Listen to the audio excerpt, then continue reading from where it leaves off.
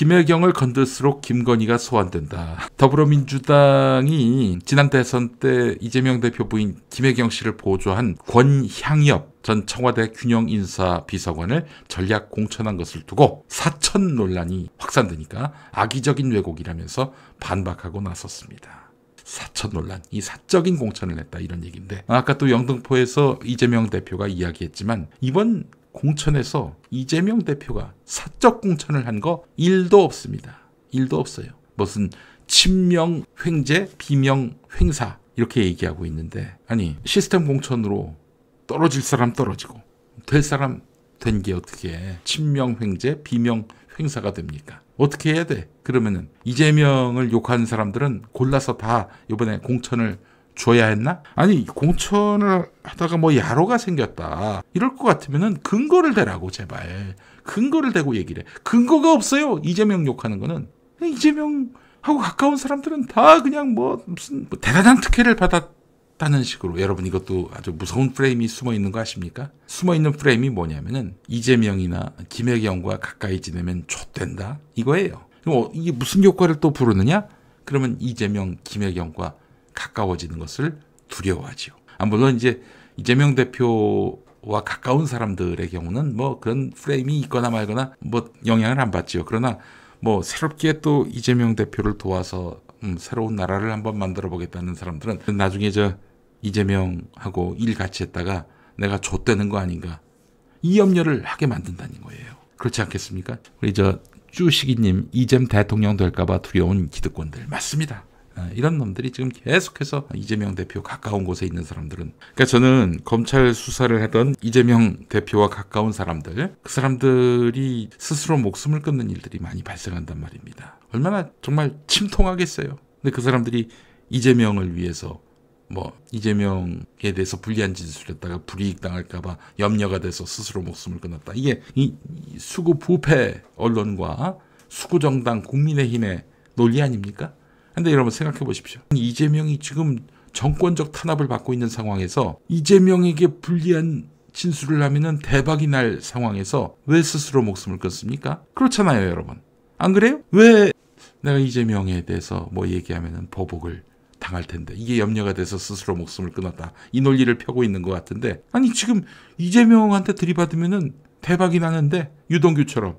응? 왜 그래야 하는데? 그러니까 한마디로 말해서 이제 이재명 주변에 있는 사람들에게 이재명하고 가까이 지내지 말라 이런 얘기도 하면서, 가까이 지내려고 하는 사람에게도 야 가까이 지냈다가 봤지? 저 측근들 저 비명 행사한 거, 이렇게 자꾸 이렇게 압박을 가하는 거예요. 예, 여러분 김대중 전 대통령이 정말 되기까지 파란만장한 역사가 있었죠. 71년 대선이었죠. 그때 박정희를 거의 100만 표 차로 따라갔던 김대중, 얼마나 이 박정희가 두려웠겠어요. 그 뒤부터 김대중 전 대통령을 뭐 빨갱이다 이렇게 몰아세우면서 또 거짓말쟁이다 뭐 이런 식의 또 누명을 씌우면서 그 김대중 전 대통령 주변에 사람이 몰리는 것을 막았어요. 그래서 그분이 대통령이 될 만한 충분한 자질과 어떤 능력, 철학이 있으신데도 불구하고 늦어진 이유는 주변에 사람이 없기 때문입니다. 네, 정말이에요. 지금 이재명 대표의 가장 큰 문제는 주변에 사람이 없다는 건데, 그게 뭐 이재명 대표가 덕이 없거나 혹은 뭐 인간관계가 좀 문제가 있거나 그렇지 않습니다. 아니 가까이만 가면 저렇게 날마다 털리는데, 이재명 대표가 더불어민주당 대선 이후로 그 지인들 한 100명 넘는 사람들이 한 번 불려가고 2번 불려가고 3번 불려가고 정말 날마다 압박을 당했단 말이죠. 그러면 어떻게 이재명과 가까이 지내고 싶은 마음이 생기겠어요? 결국 저는 뭐 스스로 목숨 끊으신 분들, 불행하게 이제 참 세상과 작별하신 분들은 100이면 100 검찰의 엄청난 압박 수사, 생을 포기해야 하나 이런 고민이 들게끔 하는 이런 저인망식 수사, 이것 때문에 고통을 받으신 분들이었다라고 생각을 합니다. 어쨌든 그래서 지금 보세요. 이번에 순천으로 공천 받으려고 했던 권향엽 전 청와대 균형인사비서관, 이 문재인 대통령 때 청와대 비서관을 했어요. 그 이전에 이분이 말이죠, 20년 이상 중앙당에서 민주당에서 당직자로 활동을 했습니다. 그래서 뭐 여성국장, 디지털 미디어 국장 이런 일도 했었고요. 문재인 정부 대통령 비서실에서는 균형인사 비서관, 또 국회 부의장 비서실장을 역임했습니다. 이분이 무슨 김혜경의 비서입니까? 말이 안 되는 소리죠. 아니 대선 때는 이재명 대선 후보를 선출한 민주당입니다. 그렇기 때문에 모든 그 대선 기구가 이재명 대선 후보와 그의 부인 김혜경 씨를 서포트 하게끔 돼 있었어요. 그래서 김혜경 씨를 돕기 위한 당 공식 조직으로 이렇게 배우자실의 부실장으로 임명이 된 것입니다. 권향엽 전 비서관. 이게 전부예요. 그렇잖아요. 당직자가 돼가지고 야, 너 여기 가서 비서실에서 일해라. 그러면 그 사람이 모시는 분의 인맥이 되는 경우도 있죠. 원수가 되는 경우도 많습니다. 당에서 그렇게 명령해서 그 직함을 가졌는데 총선 때 출마를 했단 말이죠. 그런데 그 김혜경 인맥이 되는 거야. 대선 때 당의 대선 후보 부인을 돕는 일에 당의 명령으로 가서 역할을 맡았는데 그게 이제 김혜경 비서가 되는 거야. 이게 정치를 1도 모르는 것들이 떠드는 얘기입니다. 이 말도 안 되는 얘기인 거예요. 실제로 이 권향엽 예비후보, 민주당에 오랫동안 몸담아왔던 당직자라고 말씀을 드렸는데 지금 현역 서동용 의원에게 밀려서 고배를 마신 바 있습니다. 그러니까 지난번에도 같은 지역에서 나오셨구만. 이번에 여성 정치인으로서 단수 공천을 받으려고 했더니 서동용 의원이 너 김혜경 비서했잖아 라면서 막 문제 제기를 했던 모양이죠. 말도 안 되는 문제 제기인데 하여간 이재명 대표하고 옷깃이라도 스쳐도 막 그걸 하나의 어떤 특혜로 만들어버리는 이런 구조. 이 서동영 씨는 잘 아시겠습니다만은 비명이에요, 비명. 예. 이번에 권향엽 후보가 압도적으로 이겼으면 좋겠습니다. 여러분, 자기 대선에서 이재명 대표 말고는 없잖아요. 솔직히 민주당 대선 후보 중에서. 이재명 말고 없잖아요. 누가 있어요? 아무도 없습니다. 김동연? 웃기고 있네. 김부겸? 웃기고 있네. 이재명의 발끝에도 따라가지 못할 그런 사람들입니다. 그렇다면 결국 이 당은요, 차기 대선에서 집권을 위해서는 원칙과 어떤 절차적 정의를 쌈싸 먹으면 안 되겠습니다만은 적어도 이 당은 이재명 대통령 시대를 열 수 있도록 체질이 바뀌어야 돼요. 네, 이런 얘기까지 안 하려고 했는데 사실 그렇습니다. 체질이 바뀌어야 돼요. 이게 비명 반명이 지금 그냥 또아리를 틀고 앉아가지고 이재명 너 노래 한번 불러봐라. 지금 이러고 있는 상황인 거잖아요. 이런 놈들을 다 정리하지 않으면, 그래서 이재명 시대를 열 만한 그런 능력과 자질을 갖춘 사람들도 이게 라인업이 되지 않는다면은 이거 참 너무 슬픈 일, 힘든 일이에요. 죄송한 얘기지만 지금 이 국난에 가까운 윤석열 시대를 종식시키고 검사 정권 타파하고 민주주의가 회복되기 위해서는 대안이 있어야 하는데 그 대안이 이재명 아닙니까? 그렇다면 민주당은 이재명 대통령 만들 수 있는 사람들도 포진이 돼야 하는 거예요. 제 말이 틀렸습니까, 여러분? 여러분, 김동연이가 좋아할 것 같아요? 이재명을? 매우 싫어할 겁니다. 아마 혐오할 거예요. 기본적으로 기재부 출신 아닙니까? 기재부 관료들 중에서 이재명 좋아하는 사람이 아무도 없습니다. 왜냐? 기본소득을 하려고 하니까. 기재부 출신 이 모피아들이라는 사람들의 특징이 뭐냐면은 자기들이 재정집행권을 갖고 정치권이 자기들 앞에서 설설기고 그걸 바라는 거예요. 마치 검찰이 정치권이 자기들한테 설설기는 것을 바라고 있는 것처럼. 아니 기재부나 검찰이나 선출된 권력이 통제를 하고 장악을 해야지. 쥐들이 지금 선출된 권력 머리 위에 있겠다는 거 아닙니까? 김진표를 우리가 아주 유감없이 경험을 했지 않습니까? 젊은 김진표라고 보시면 됩니다. 우리 DY 김동연. 네, 절대 저는 신뢰를 할 수가 없는 사람입니다. 사실 김동연이가 이재명 없었으면 경기도지사도 됐겠어요? 간발의 차로 이겼지만은 간발의 차이라도 이길 수 있었겠어요? 이재명이 경기도정을 잘했기 때문에 된 겁니다. 만약에 보세요. 다음에 이제 경기도지사 선거할 때 김동연이가 또 나온다? 그럼 떨어질 겁니다. 확신합니다. 떨어질 거예요. 예, 본선 말고 경선에서 홍보 인력을 많이 영입을 한 것 같은데 김동연은 제가 봤을 때는 희망 없는 사람이에요. 미래가 없는 사람이다 이렇게 보입니다.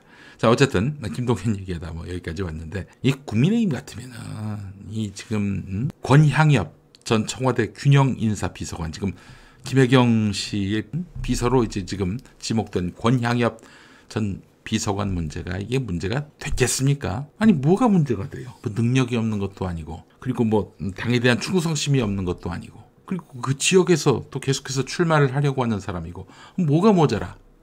아니 대선 때 당직자로서 당의 부름을 받아서 김혜경 씨의 비서실 부실장을 했는데 그걸 갖고 김혜경 측근? 그럼 여기서 진짜 그 이재명 대표가 빡친 거예요. 그런 개소리가 어디냐. 그런 말까지는 하지 않았지만은 네.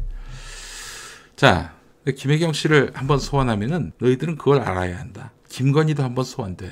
그런데 김혜경 씨에 비하면은 김건희 얘는 거의 시궁창이에요. 시궁창. 예. 김건희의 사례를 한번 봅시다. 김혜경의 대선 때 대통령 부인이 될 수 있는 김혜경 씨를 당 차원에서 서포트하기 위해서 이 당대표의 명령으로 인사발령으로 그 후보 부인실 부실장을 하게 된 사람을 비서로 이렇게 완전히 못을 박았는데 여러분 김건희, 최측근, 김승희 남자예요. 의전비서관실 선임행정관을 의전비서관으로 승진시켰습니다. 이거는 그 김건희의 그 대학원 동문인데 김건희 백으로 된 거지요. 자, 그런데 이 사람 의전비서관 시켰더니 무슨 일이 벌어졌습니까?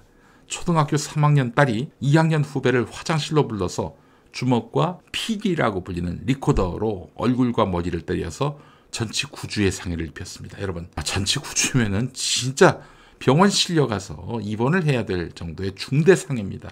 게다가 초등학교 2학년짜리를 그 얼굴이 피투성이가 될 정도였다고 하더라고요. 사안 자체도 충격인데 이 처리 과정은 더 엽깁니다. 폭행 2달 뒤에야 학교 폭력 심의가 열려서 결론을 냈는데 학급 교체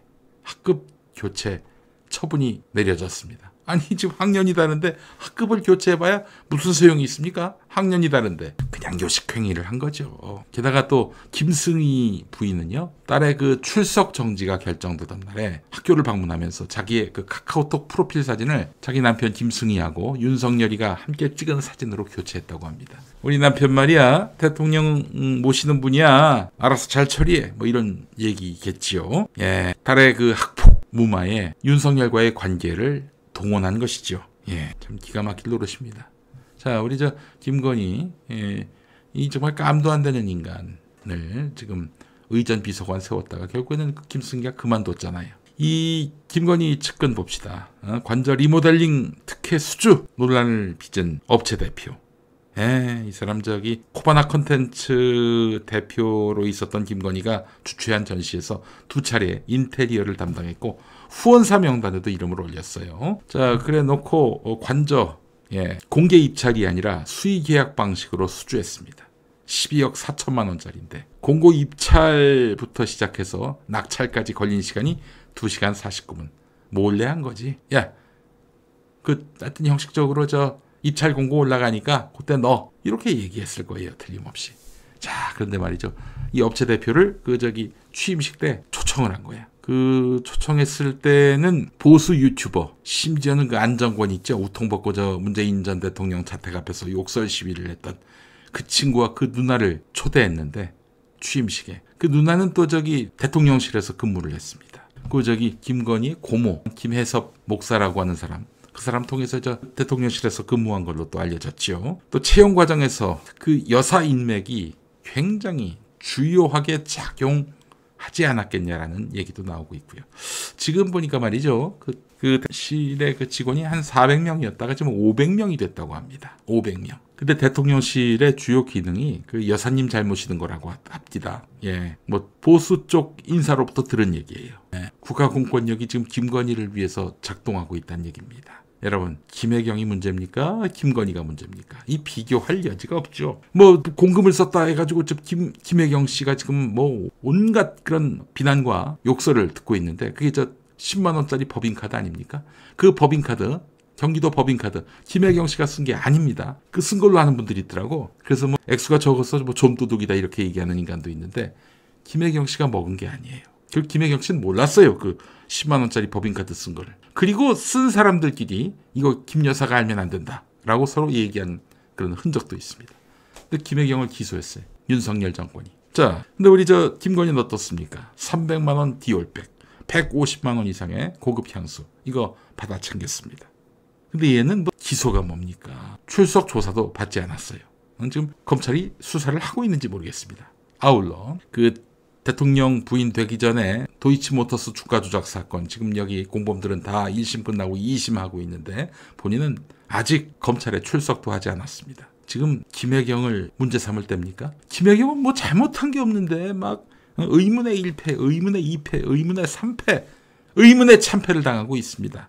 잘못한 것도 없는데. 근데 김건희는 조사 받을 일도 조사를 받지 않고 있단 말이에요. 이런 특혜를 받고 있습니다. 근데 누가 더 이 언론 보도를 통해서 비난을 받고 그렇게 매도됐습니까? 김혜경 씨잖아요. 어떻게 이럴 수가 있습니까? 이게 정입니까? 자, 저는 김혜경 씨가 아무 잘못도 없고 아주 훌륭한 분이다 이렇게 얘기하는 게 아니에요.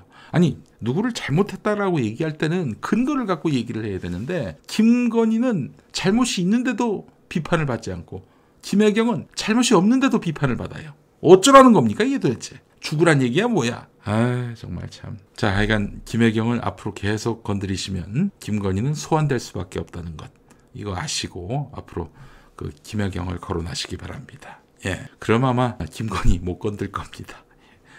이 나라는 지금 김건희 보위하느라고 다들 정신이 나갔어요. 근데 저는 한 가지 묻고 싶어요. 왜 그렇게 김건희를 지키지 못해서 난립니까? 김건희가 뭔데? 왜? 난 참 그게 너무 궁금해요. 난 유승민 씨한테 물어보고 싶다니까. 그래, 김건희가 숨어서 지지율이 오른다고요. 아니, 김건희 악행은 그대로 있는데 그걸 심판하자고 하는 것이 2022년 7월부터 굳어진 정권심판론인데, 정권심판론 보니까 이번에 60%가 됐습니다. 예, 맞죠? 이러면 못 이겨요. 한 60% 되는 정권심판론, 이게 계속 살아있고 콘크리트처럼 굳어졌는데 이걸 무시하고 국민의힘이 뭐 일당이 되고 과반이 된다? 뭔 그런 개소리가 다 있습니까? 저는 사실 윤석열보다도 김건희가 빨리 저 감옥에 갔으면 좋겠습니다. 이 간절한 바람이에요. 한 표도 받지 않았으면서 지금 이 나라의 그 권력 머리 위에 있는 이 현실이 저는 너무 분하고 화가 나요. 자, 4월 10일에 반드시 심판을 해서 김건희를 감옥 보냅시다. 예. 있는 범죄도 제대로 규명하지도 못하고 책임지우지도 못하고 그러다가 이꼬라지가 됐습니다. 문재인 정부 인사들도 반성해야 합니다. 솔직히 안산에 그 고영인하고 김철민하고 김현 이 세 분이 나왔는데 그 김철민하고 고영인은 저 전해철 쪽이죠. 수박 쪽입니다. 비명 반명 쪽이죠. 김현은 좀 결이 다른데 김현 그분이 이제 방송통신위원을 했었잖아요.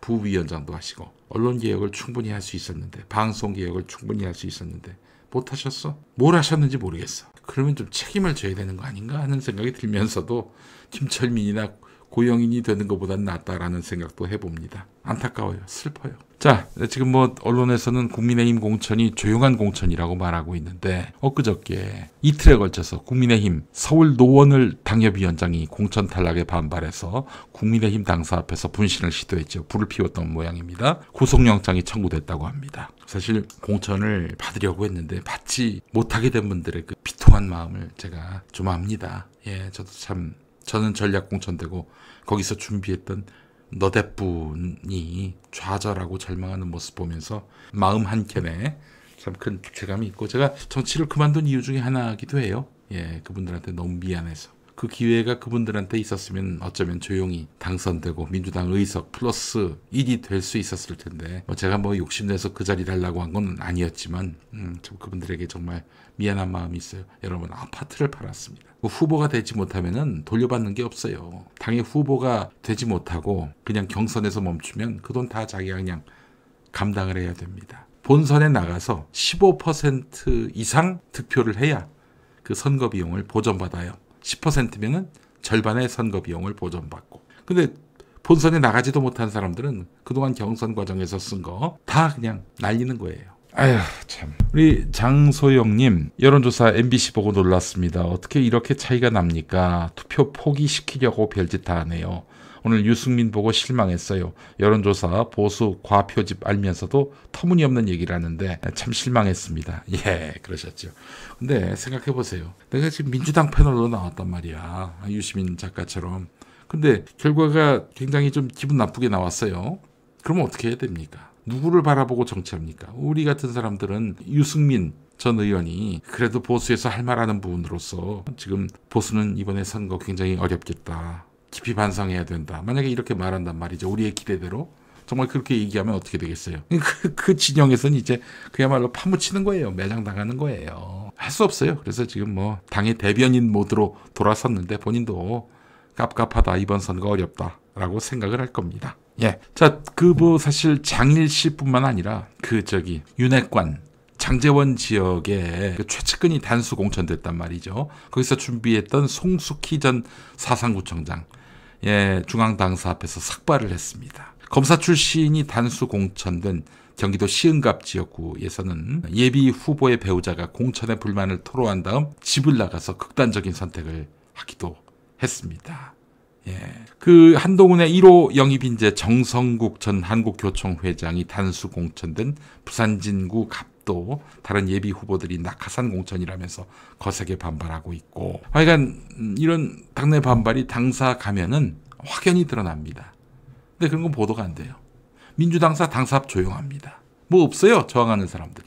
뭡니까 이게 도대체. 조용한 곳은 뭐 그냥 난장판이 됐다고 보도하고, 시끄러운 곳은 아예 보도를 하지 않는. 야, 너희들이 그러고 언론이냐? 미친놈들아. 정우택 국회 부의장. 예, 이 사람 돈봉투 받은 영상이 나왔는데 그냥 또 공천이 됐습니다. 예, 뭡니까 이게. 보도가 잘 안 돼요. 그래서 이재명 대표가 또 이제 정우택 지적하면서 이래도 되는가. 당대표가 이렇게 얘기했으면 좀 언론들이 보도해주는 맛이 있어야 되는데, 그 공천 논쟁 중에 이재명 그 화제를 돌리다, 국면 전환을 시도하다, 이딴 식으로밖에 소비가 안 됩니다. 여러분, 언론의 문제지요. 언론의 문제입니다. 근데 좀 우리 그 민주당 지지하시는 분들, 민주시민들 대부분은 언론에서 정치 컨텐츠를 소비하지 않습니다. 대부분 이렇게 유튜브 방송 보시면서 새 소식과 또 분석을 접하시는데요. 잘하고 계십니다. 자, 그런 분들에게 좋은 정보, 공정한 정보, 객관적인 정보를 제공해 드리는 것이 또 저희의 책무 아니겠습니까? 그러기 위해서는 사실만 이렇게 전해드리는 노력. 때론 과장을 하고, 때론 좀 왜곡까지는 아니더라도 여하간 정직한 정보를 제공해 드리지 못할 때는 최소한 양심의 가책은 느낄 수 있는 그런 유튜버가 되기 위해서 애쓰려고 합니다. 여러분들을 가스라이팅 해가지고 우리 시청자분들을, 동지가 돼야 할 분들을 추종자로 만드는 이 정신나간 집단들이 꽤 있어요. 유튜버 안에서도. 예, 그런 것과는 선을 그어야 합니다. 그게 여러분에 대한 저의 책임이자 사명이라고 생각을 합니다.